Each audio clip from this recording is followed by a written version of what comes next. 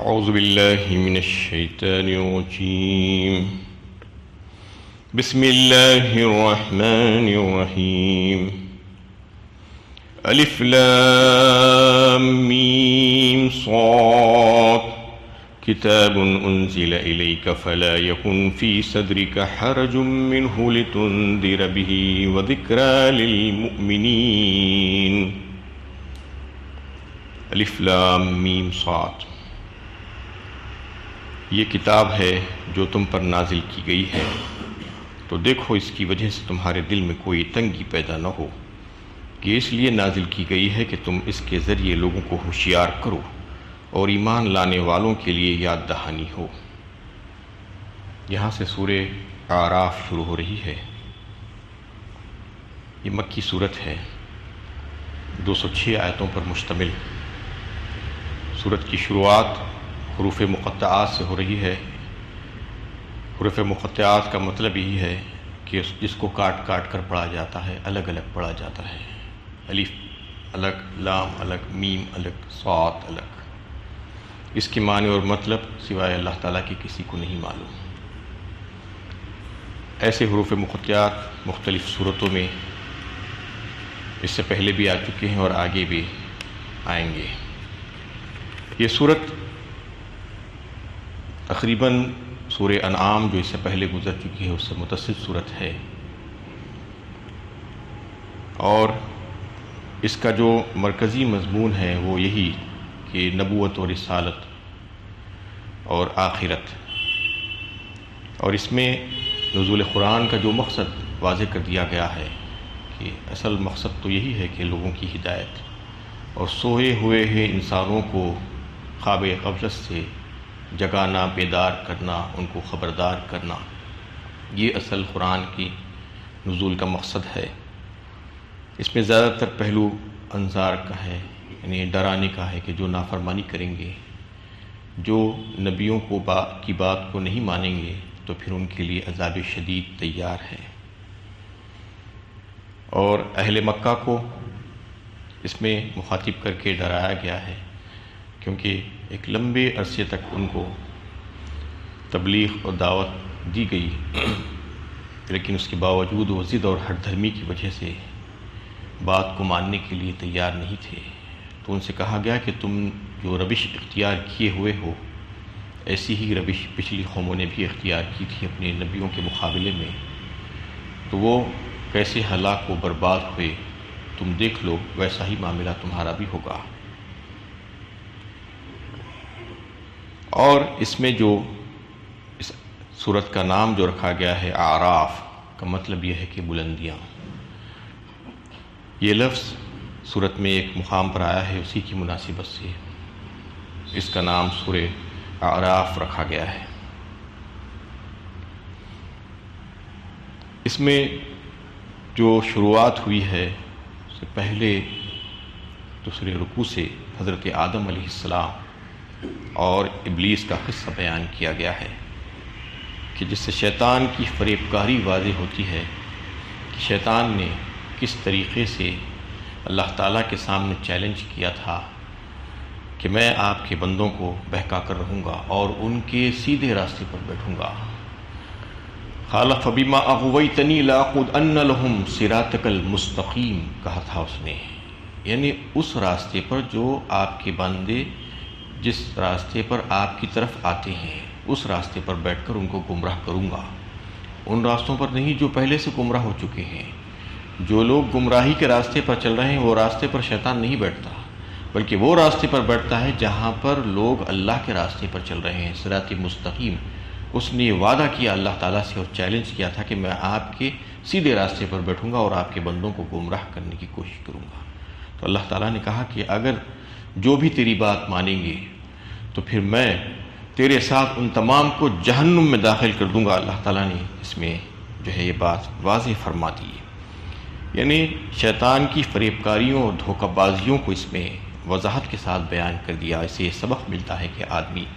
اگر شیطان کے چکموں میں آئے گا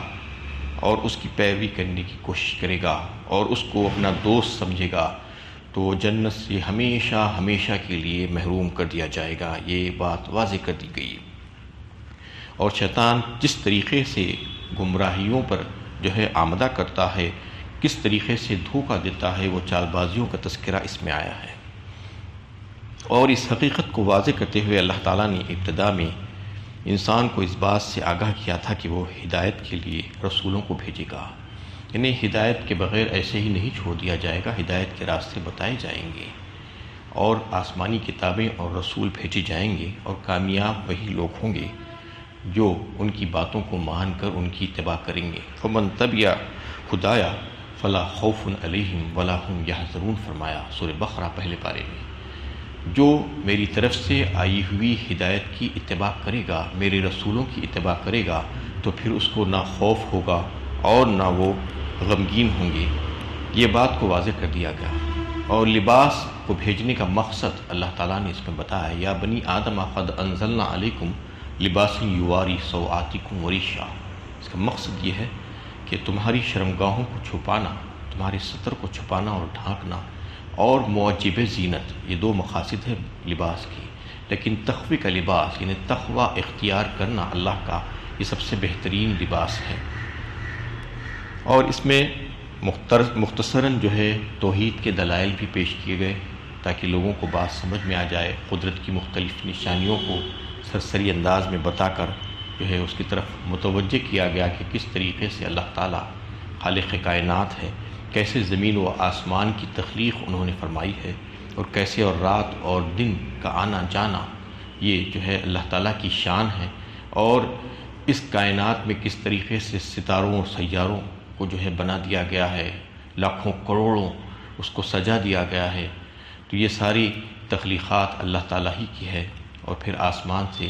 پانی کا برسنا، بارش اور بادلوں کا جو ہے اس کے درمیان معلق رہنا،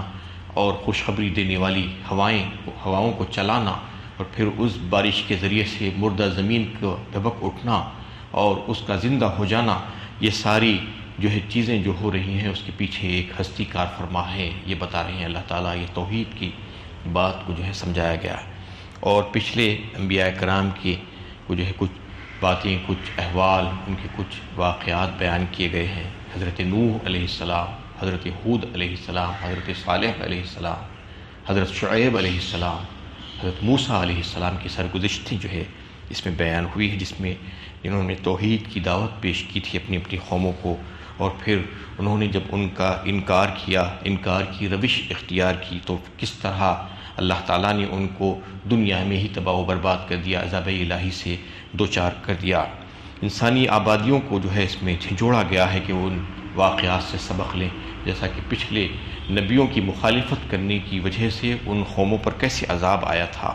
حضرت موسیٰ علیہ السلام اور فرعون کا تفصیلی واقعہ اس میں اس کی سرگزشت بیان کی گئی ہے، جو اس بات کی تاریخی شہادت ہے کہ اللہ تعالیٰ کا غضب مفسدین ہی پر بھڑکا ہے۔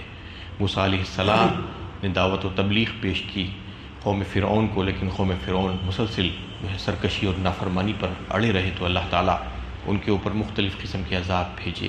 ان کو جو ہے نقصانات سے دوچار کیا۔ وَلَقَدْ أَخَذْنَا آلَ فِرْعَوْنَ بِالسِّنِينَ وَنَقْصٍ مِّنَ الثَّمَرَاتِ فرمایا فَأَرْسَلْنَا عَلَيْهِمُ الطُّوفَانَ وَالْجَرَادَ وَالْقُمَّلَ وَالضَّفَادِعَ وَالدَّمَ آیَاتٍ مُفَصَّلَاتٍ فَاسْتَكْبَرُوا وَكَانُوا قَوْمًا مُجْرِمِينَ۔ اللہ تعالیٰ نے ان کو پکڑا، ان کی پکڑی سخت ترین، ان کے اوپر طوفان بھیجا، ان کے اوپر ٹڈی دل بھیجے، اور جوئیں اور مینڈک اور خون کا عذاب ان کے اوپر آیا، مختلف قسم کے عذاب میں ان کو گھیرا گیا تاکہ وہ اس سے باز آ جائیں، لیکن انہوں نے تکبر کیا اور وہ تھے ہی مجرم، اللہ تعالیٰ فرما رہے ہیں۔ تو اللہ تعالیٰ مختلف قوموں کو مختلف انداز میں جھنجھوڑتے ہیں، کبھی ان کو جو ہے دے دیا جاتا ہے، خوشحالی دے کر جو ہے ان کی آزمائش کی جاتی ہے، کبھی ان کے پاس بدحالی آ جاتی ہے، ان کے اوپر عذاب آ جاتا ہے اللہ تعالیٰ کا، تاکہ وہ جھنجھوڑے جائیں اور خبردار ہو جائیں، باخبر ہو جائیں۔ تو اس طریقے سے قوم فرعون کو اللہ تعالیٰ نے مختلف انداز میں جھنجھوڑا، لیکن وہ بات کو نہیں مانی، اور آخر کار ان کو غرق دریا کر دیا گیا، پانی میں ڈبو دیا گیا، کیونکہ وہ قوم تھی نافرمان۔ بنی اسرائیل کی سرکشی کی کچھ مثالیں اس میں پیش کی گئی ہے، جس سے واضح کرنا مقصود ہے کہ اللہ تعالیٰ کی رحمت صرف انہی لوگوں کا حصہ ہے جو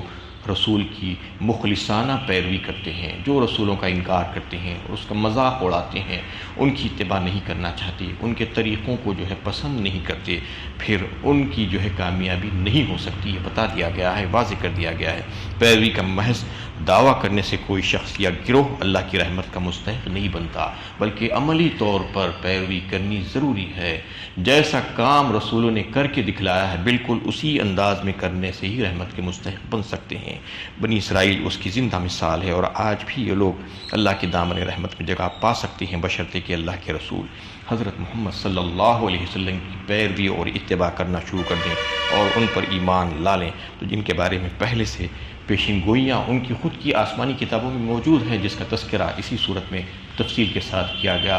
کہ وہ نبی جو آنے والے تھے ان کے تعلق سے اللہ تعالیٰ نے کتاب توریت اور انجیل میں تفصیل کے ساتھ بتا دیا تھا کہ آپ صلی اللہ علیہ وسلم کے اوصاف کیا ہوں گے، آپ کے احوال کیا ہوں گے، آپ کا حلیہ مبارک کیا ہوگا، آپ کے ساتھیوں کا کیا حال ہوگا، کیسے ہوں گے، کہاں پر ہجرت کر کے جائیں گے۔ اتنی تفصیلات ان کی کتابوں میں اللہ تعالیٰ نے بتایا تھا۔ الذین یتبعون الرسول النبی الامی الذی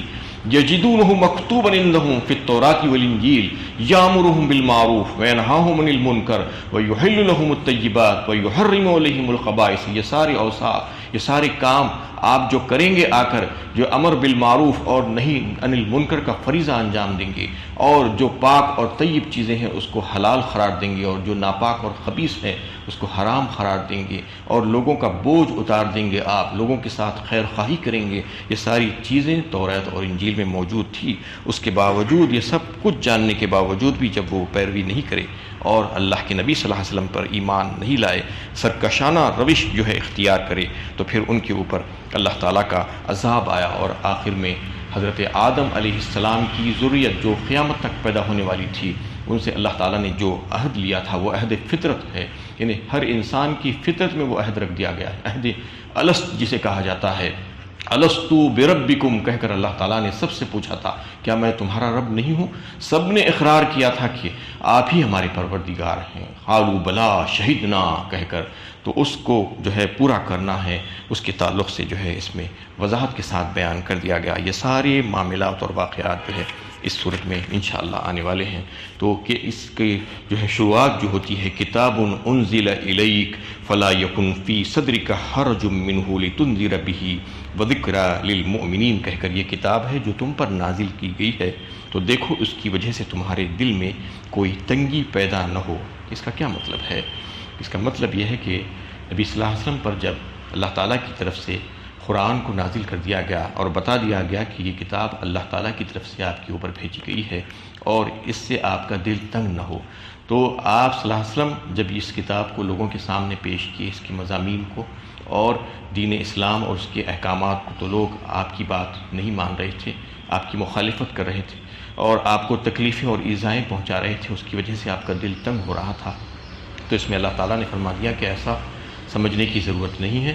جو کتاب کو جس نے نازل کیا ہے آپ کے اوپر، وہی اس کی امداد اس کو نے پیش کرنا، اور آپ کی امداد کا جو ہے انتظامات، آپ کی نصرت کے انتظامات اور آپ کی حفاظت کے انتظامات وہی کرنے والا ہے، آپ کو اس کی فکر کرنے کی ضرورت نہیں ہے۔ آپ صلی اللہ علیہ وسلم کی مخالفت کی گئی، آپ کی رسالت کی مخالفت کی گئی، اور جو کلام آپ جو پیش کر رہے تھے اس کو کہا گیا کہ یہ انسانی کلام ہے، یہ اللہ تعالیٰ کا کلام نہیں ہے، جس کی وجہ سے آپ کے دل کو تکلیف پہنچتی تھی، شاہ گزرتا تھا کہ یہ لوگوں کے سامنے میں اللہ تعالیٰ کا کلام پیش کر رہا ہوں اور یہ لوگ مان نہیں رہے ہیں، کفر پر اڑے ہوئے ہیں، اسلام نہیں لاتے، جس کی وجہ سے آپ کو یہ کہا گیا کہ یہ آپ کی ذمہ داری نہیں ہے، آپ کی ذمہ داری صرف اتنی ہے کہ پیغام کا پہنچا دینا، آپ کو منوانے کی ذمہ داری ہم نے نہیں دی ہے۔ یا ایھا الرسول بلغ ما انزل الیک من ربک وان لم تفعل فما بلغت رسالتہ فرما دیا سورہ مائدہ میں اللہ تعالیٰ نے